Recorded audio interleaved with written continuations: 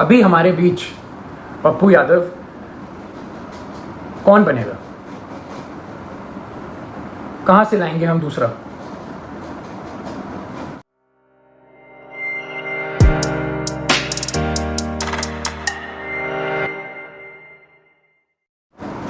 प्रणाम, मैं सार्थक रंजन, पप्पू यादव जी का पुत्र। और पर जैसे पापा कहते हैं कि समय और परिस्थिति के सामने किसी का बस नहीं चलता है, तो और मैं कल जो हुआ उसके बारे में बात करना चाह रहा हूँ। कल दो घटनाएं हुई, एक जो बिल्कुल नहीं होनी चाहिए थी और दूसरी के बारे में सोच के सुकून मिलता है। कल हम सब ने मिलकर एक व्यक्ति के ऊपर अन्याय जो हुआ है, हम सब ने मिलकर ट्विटर पे हमने उस ट्रेंड को नंबर 1 कर दिया और काफ़ी घंटों तक रहा। मैंने भी ट्वीट किया घर पे अपने आराम से सोफे में बैठ के, उसे नंबर 1 ट्रेंड की दौड़ पे लगे रहे सोचा। पर वो कल हुआ और कल चला गया है। और अब जब जेल जाने की बारी आई है तो मेरे पिता अकेले हैं। कल 9 बजे से आज सुबह 3 बजे तक वो सिर्फ एक मुजरिम की तरह ट्रीट हुए हैं। और मैं जानना चाहता हूं कि उनका जुर्म है क्या। हॉस्पिटल्स की जो हालत है बिहार में, उसकी सच्चाई दिखाना जुर्म है, या दवाइयाँ नहीं हैं तो जिनको ज़रूरत है उनको दवाइयाँ पहुँचाना जुर्म है, लोगों को खाना देना जुर्म है, या जो काला बाजारी चल रही है दवाइयों की उसको पेश करना जुर्म है। सबसे बड़ा जुर्म मेरे को ये लग रहा है कि एक नेता के घर पे जो छापा मार के उन्होंने आप लोगों के लिए जो एम्बुलेंसेस यूज़ होनी थी वो बस घर पे पड़ी हुई थी, और वो बस ये चाह रहे थे कि वो सारी एम्बुलेंस यूज़ हों आप लोगों के लिए। मुझे लग रहा है कि यही जुर्म उनका सबसे बड़ा रहा।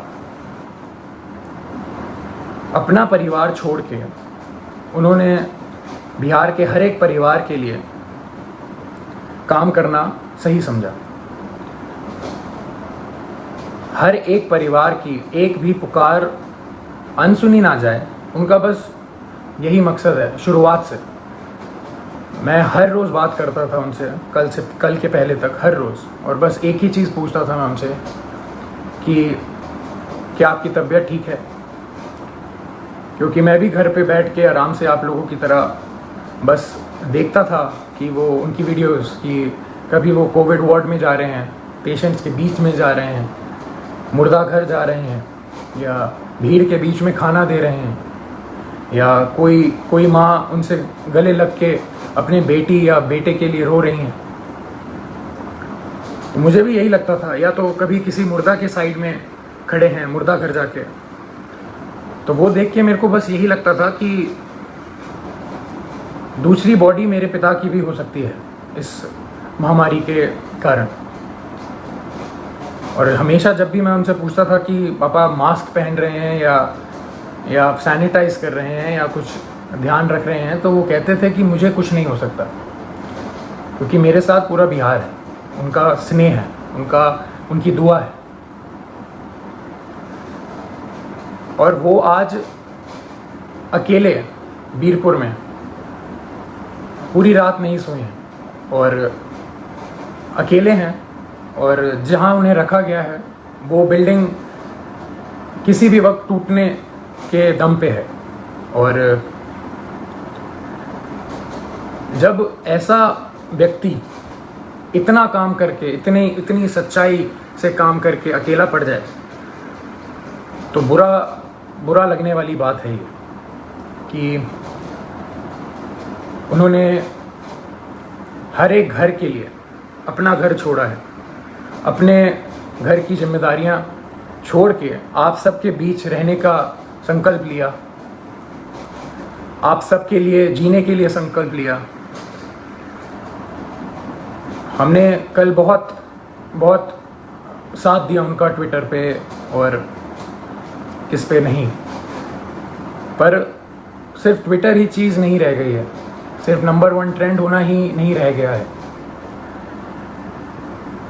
जब ऐसा व्यक्ति अकेला पड़ जाए जो रात दिन सेवा करे लोगों की और लोगों के लिए ही जिए, अपना सब कुछ छोड़ के, अपना सब कुछ त्याग के। हम लोगों ने बोलते थे आ जाइए आप वापस, आ जाइए, ठीक नहीं है, रिस्की है, सही नहीं रहेगा, मगर उनका एक ही कहना था हमेशा कि बिहार के लोगों को मेरी ज़रूरत है और मैं बस वही कर रहा हूँ। अपने बारे में, अपनी जान के बारे में बिल्कुल ना सोचते हुए वो बस आप लोगों के लिए काम, रात दिन में छापा मारना हो तो पप्पू यादव जाएंगे, खाना देना हो तो पप्पू यादव देंगे, दवाई देना हो तो पप्पू यादव देंगे, बेड चाहिए, ऑक्सीजन चाहिए, एम्बुलेंस चाहिए तो पप्पू यादव करेंगे। अभी हमारे बीच पप्पू यादव कौन बनेगा? कहाँ से लाएंगे हम दूसरा? हम उन्हें अकेला इस टाइम पे नहीं छोड़ सकते। मैं बेटा हूँ इसलिए ये सारी बातें कर रहा हूँ, नहीं। अगर मैं सिर्फ एक बेटे की तरह सोचता तो शायद मैं उनको ज़बरदस्ती बहुत पहले घर बुला चुका होता, पर मैं एक नागरिक की तरह सोचूं तो बहुत बुरा लग रहा है। जो आदमी रात दिन एक करके सिर्फ दूसरों के लिए जिए और उसके साथ ऐसा अन्याय हो, ये बिल्कुल मंजूर नहीं है, ना हम लोगों को मंजूर, ये बिल्कुल भी एक्सेप्ट करने वाली चीज़ नहीं है। जो हुआ है मेरे पिता के साथ कल से हुए जा रहा है और अभी भी हो रहा है। बाढ़ का पानी हो, बाढ़ के पानी में चलना हो, या इस महामारी के टाइम पे हॉस्पिटल जाना हो, या भीड़ में जाना हो, या मुर्दा घर जाना हो, तो सिर्फ पप्पू यादव ही जाएगा। और जेल जाना हो तो सिर्फ मेरे पिता पप्पू यादव ही जाएंगे। हमेशा एक आदमी जब दूसरों के लिए जिए जा रहा है 24 घंटे, तो जब उसको ज़रूरत पड़ती है तो वो हमेशा अकेला कैसे पड़ जाता है? हमेशा उसकी आंखों में आंसू रहते हैं हर एक काम करने के बाद। हम अकेले पड़ जाते हैं, उसका पूरा परिवार अकेले पड़ जाता है। हम क्यों अकेले रह जाते हैं? जब वो व्यक्ति रात दिन बस दूसरों के लिए जीता है, तो दूसरे क्यों नहीं खड़े हो सकते उसके लिए? क्यों नहीं आवाज़ निकाल सकते? क्यों नहीं हम, अगर एक पप्पू यादव बिहार के लिए इतना कर सकता है, तो सोचिए 2 पप्पू यादव या 10 पप्पू यादव या 1 लाख पप्पू यादव कितना करेंगे।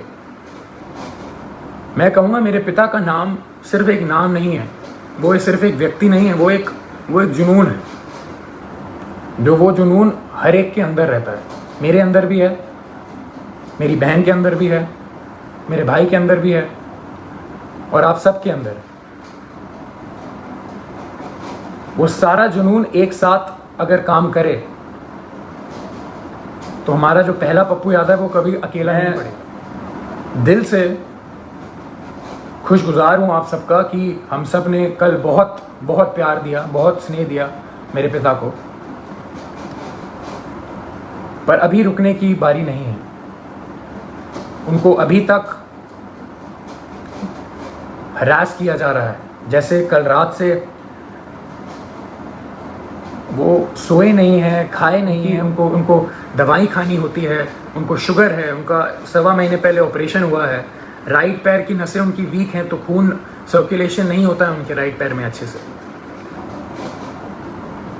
और किस जुर्म में ये सज़ा उनको दी जा रही है, मैं ये पूछना चाहता हूँ। और जिनकी वजह से हो रहा है वो बहुत अच्छे से जानते हैं कौन कौन है, और ये बिल्कुल ना समझें कि किसी को नहीं पता है कि किसकी वजह से हो रहा है और क्यों हो रहा है। यहाँ कोई बच्चा नहीं है और कोई डरा हुआ नहीं है। पप्पू यादव ना कभी किसी से डरा है, ना कभी डरेगा। जब ये जुनून हर एक के अंदर है और हर एक बंदा, हर एक माँ, हर एक बेटी, हर एक भाई जब उसके पीछे खड़ा रहेगा और उसको पूरा विश्वास है कि हर एक बिहार का व्यक्ति उनके साथ है, वो कल साबित हुआ है। मैं बस ये कह रहा हूँ कि वो सिर्फ कल पे ही सीमित नहीं होना चाहिए, ये मुहिम चलती रहनी चाहिए। यही मेरे पिता का सबसे बड़ी जीत है। उनको पद से कोई लेना देना नहीं है। उनकी सबसे बड़ी जीत ही इसमें है कि उनके साथ सारे सच्चे लोग खड़े रहें, पूरा बिहार खड़े रहे, बिहार खुश रहे। उनकी सबसे बड़ी जीत यही है।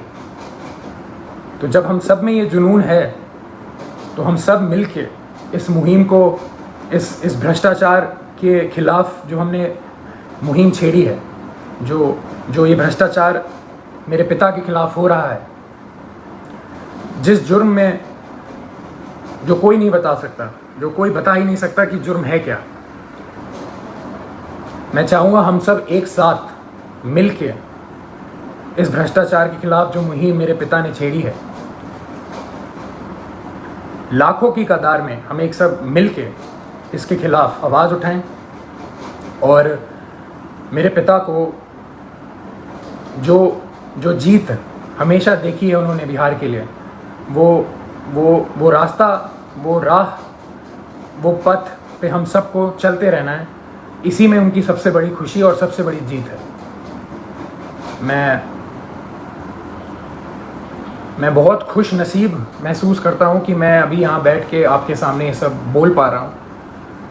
ये मेरे पिता का संघर्ष ही है जो इतना प्रेम उन्हें मिलता है, और उनके नाम की वजह से मैं यहाँ पे बैठा हूँ, तो आप सबके बीच में मेरी आवाज़ जा पा रही है। उनके संघर्ष को हम सबको मिलके उसकी आग को उठा के ही रखना है, बुझने नहीं देना है। प्रणाम।